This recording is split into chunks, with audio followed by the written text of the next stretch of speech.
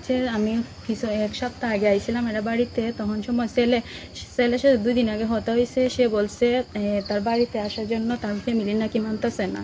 তারপরে যদি আমি হই তাইলে তোমার ফ্যামিলি যখন মানে না আমি তোমার বাড়িতে যাইমো। হয়েছে আচ্ছা যাও, আমার ফ্যামিলি যদি মানে তাইলে আমি বিয়ে করবো। তখন সময় আমি এরা বাড়িতে আইসি, একদিন থাকছি। এখন এরা হইতাছে যে এরা প্রথম আমার সাথে অনেক বাজেভাবে ব্যবহার করছে, বুঝছেন নি। বাজেভাবে ব্যবহার করার পর আমি একদিন এরা দাদুর হাতে থাকছি।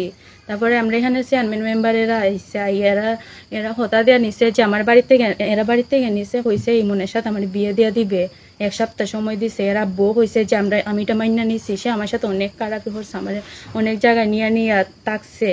আমার কাছে এগুলা সবকিছু প্রমাণও আছে। আমি আইসি আমার অধিকার চাইতে। সে নাম হয়েছে ইয়াসির আরাফাত ইমন। এখন ডাহাত আহে। এখন আমার হয়েছে তুমি আমার বাড়িতে যাও, আমার বাড়িতে মাইনা নিব আমি।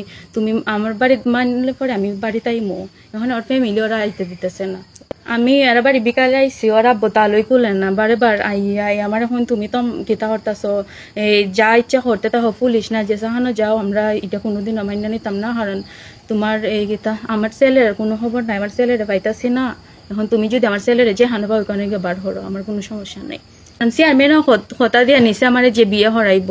এখন চেয়ারম্যানের হতা এরা রাখছে না, এমন কোনো মুরব্বী নাই। সবাই সামনে এরা হতা দিছে যে আমার বিয়ে হরাইব, মেয়ের বাড়িতে লইয়া যাও। এখন আমি বাড়িতে গেছি, এখন এরা মানে একটার পর একটা খিতা দেখাইতেছে। আমি এখানে 20 মর্মহার